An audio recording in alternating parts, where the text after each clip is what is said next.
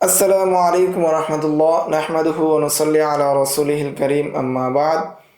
আমরা উত্তরাধিকারী সম্পত্তি কে কতটুকু পাবে সে হালাত নিয়ে সে অবস্থা নিয়ে আমরা আলোচনা করছিলাম এবং আমাদের আলোচনা একে একে মোটামুটি সবার আলোচনা হয়েছে। আজকের এই শেষ দর্শে আমরা আলোচনা করব যে বাবা শরিক বোন অর্থাৎ সৎ বোন, আমাদের দেশীয় পরিভাষায় যেটাকে বলা হয় কি সৎ বোন, বৈমাত্রীয় বোন অর্থাৎ মা দুই বাবা এক, এরূপ যে বোন রয়েছে তাদের অবস্থা নিয়ে আজকের দর্শে আমরা আলোচনা করব।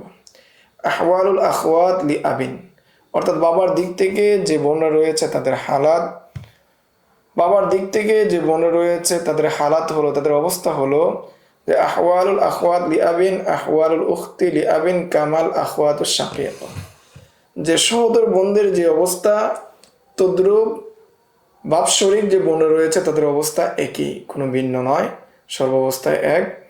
ইল্লা আন্না লাহুন্না হালাতাইনা জাইদাতাইন, তবে বাৎসরিক যে বোন রয়েছে তাদের অতিরিক্ত আরও দুটি অবস্থা রয়েছে। ওহুমা ফিমা এলি, আর সেটি হলো নিম্নে আমরা আলোচনা করছি। তন্মধ্যে এক নম্বর হলো, সেটা হলো অতিরিক্ত যে দুটো রয়েছে তার মধ্যে প্রথমটা হলো আসুদুস মাল উখতিল ওয়াহিদা, যদি একজন সহোদর বোন থাকে ওই সহোদর বোনের সাথে যদি একজন কি হয় এই বাৎসরিক বোন হয় তাহলে সুদুস পায়। আসানি দ্বিতীয় হালত হলো ওয়ালা ইয়ারিসনা মাল উখতিশ শাকিকাতাইন, যে যদি দুজন সহোদর বোনের সাথে হয় তাহলে একজন বাৎসরিক বোন কোনো ধরনের অংশ পায় না।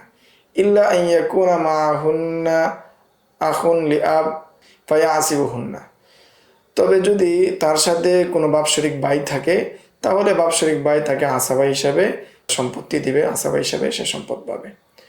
তন্মধ্যে এক নম্বর উদাহরণ হলো বা তার নমুনা হলো যে এক ব্যক্তি মারা গেল, তার উখতুন লিআব, তার একজন কি আছে বাৎসরিক বোন আছে এবং তার স্ত্রী আছে, তার মা আছে।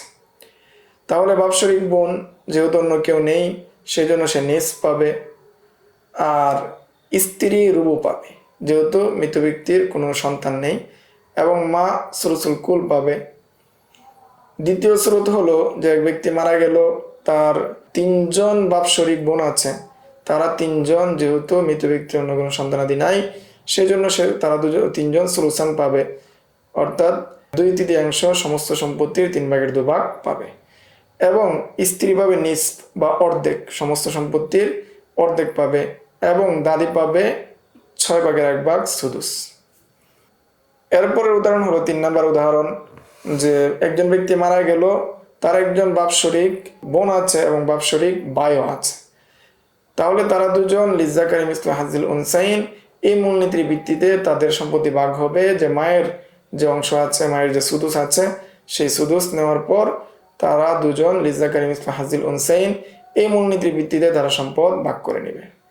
4 নম্বর স্রোত হলো যে একজন ব্যক্তি মারা গেল, তার উখতুন লিআব আখুন লিআব, বাৎসরিক ভাই বাৎসরিক বোন দুজন আছে এবং বানাত আছে, অর্থাৎ তার দুজন মেয়ে আছে, মৃত ব্যক্তির দুজন মেয়ে আছে, মৃত ব্যক্তির দুজন মেয়ে তারা কি নিবে সুলুসান নিবে, অর্থাৎ 2/3 3/2 নেবে, আর বাকি যে সম্পত্তি আছে তারা আসাবা হিসেবে ভাগ করে নেবে। 5 নম্বর স্রোত হলো উখতুন লিআব এবং ইব এবং অর্থাৎ এই ব্যক্তি মারা গেল, তার একজন বাৎসরিক বোন আছে এবং তার ছেলে আছে এবং তার মা আছে, যেহেতু তার ছেলে আছে ছেলের কারণে অটোমেটিকভাবেই বোন মাহরুম হয়ে যাবে, বঞ্চিত হয়ে যাবে, এবং মা সুদুস নিবে যেহেতু সন্তানের সাথে এসেছে। এই সুদুস নেওয়ার পর বাকি যে পরিমাণ সম্পদ আছে সেই সম্পত্তি থেকে আসাবা হিসাবে বাকি সম্পদ ছেলে পেয়ে যাবে। এরপরে 6 নম্বর সুরত, একজন ব্যক্তি মারা গেল, তার একজন বোন আছে, বাৎসরিক বোন আছে উখতুন লিআব এবং ইবনুল ইবিন, নাতি আছে এবং জাদ্দা দাদি আছে, তাহলে নাতির কারণে উখতুন লিআব অর্থাৎ বাৎসরিক যে বোন আছে বোন মাহরুম বা বঞ্চিত হবে। ইবনুল ইবিন দাদির যে অংশ রয়েছে সুদুস দেওয়ার পর বাকিটা সে আসাবা হিসেবে পেয়ে যাবে। 7 নম্বর সুরতে মাসালা হলো যে এক ব্যক্তি মারা গেল, তার একজন বাৎসরিক বোন আছে এবং তার ভাই আছে এবং তার উম্মুল নানি আছে, বাবার কারণে নানি মাহরুম হবে না, সেই হিসাবে নানি সুদুস পাবে, এবং আর বাবার কারণে বোন মাহরুম হয়ে যাবে, আর বাকি যে সম্পদ আছে সেই সম্পদটা আসাবা হিসেবে বাবা পেয়ে যাবে। 8 নম্বর সুরত হলো একজন ব্যক্তি মারা গেল, তার উখতুন লিআব, তার কি আছে, বাৎসরিক বোন আছে, জাদ্দুন দাদা আছে এবং জাদ্দা দাদি আছে। তো এখানে জাদ্দার কারণে বোন কি হয়ে যাবে, মাহরুম হয়ে যাবে, যেটা আমরা পূর্বের মশলাগুলোতে জেনেছি। উখতে শাকিকার ক্ষেত্রে আলোচনা এসেছে। আচ্ছা, এটা উখতে শাকিকা না, এটা উখতুন লিআব।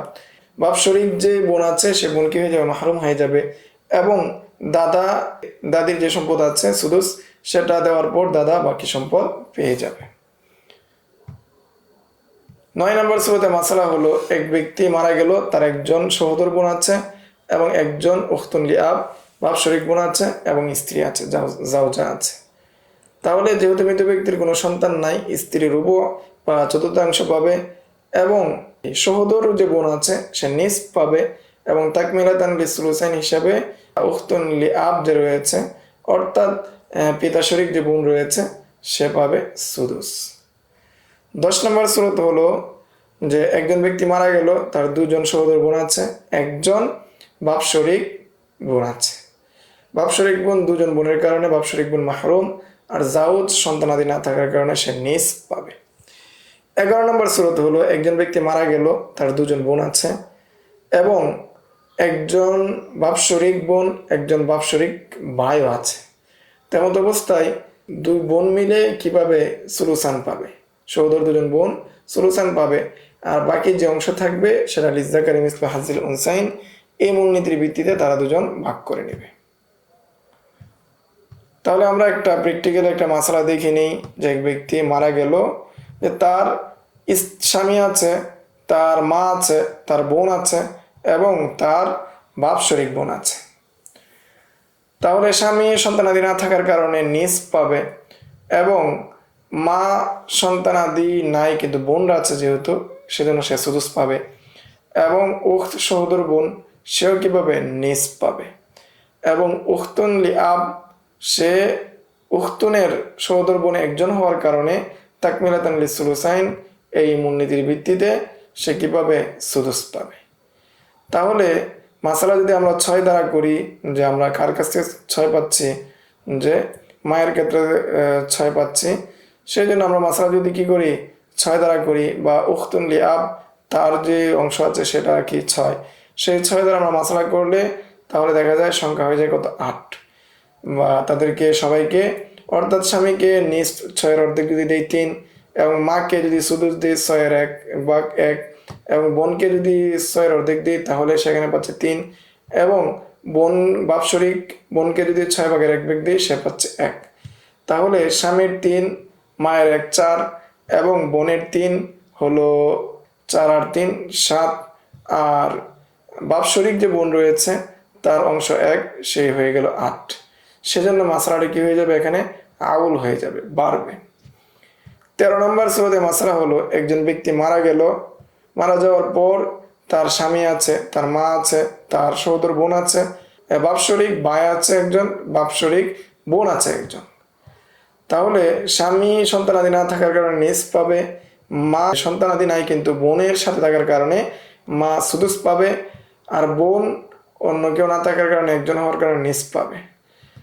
কিন্তু এখানে উখতুন লিআব যে রয়েছে সে কি সুদুস পাওয়ার কথা ছিল, যেহেতু বোন একজন ছিল সেই হিসেবে সে সুদুস পেত, কিন্তু যেহেতু সে ভাইয়ের সাথে আসছে অর্থাৎ বাৎসরিক ভাইয়ের সাথে আসছে, সেই জন্য সে লিজ্জাকারি মিসলু হাজিল উনসাইন হিসেবে সম্পত্তি পেত।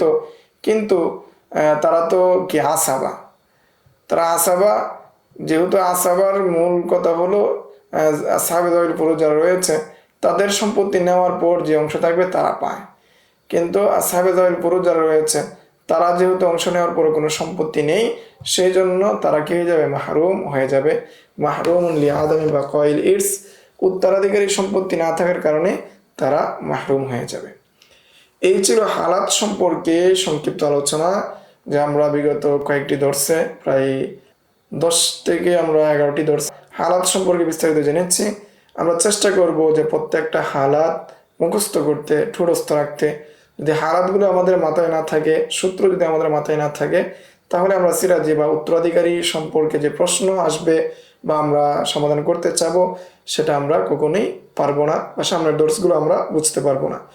সেজন্য আমাদের আবশ্যক হলো যে আমরা যে পিডিএফ শিট দিব আপনাদেরকে, সেটাকে আপনারা ফটোকপি করে সেটাকে সামনে নিয়ে ভালোভাবে বারবার জপে মুখস্থ করে মাত্রার মধ্যে সেটাকে বসানো এবং সামনের যে মাসআলাগুলো আসবে সেটা ধারাবাহিকভাবে করা। তো এই ছিল সংক্ষিপ্ত আলোচনা। সামনে আমরা আরো এই সম্পর্কে বিস্তারিত আলোচনা করব ধাপে ধাপে। আসসালামু আলাইকুম ওয়া রাহমাতুল্লাহ। ومن يؤت الحكمة فقد أوتي خيرا كثيرا وما يذكر إلا أولو الألباب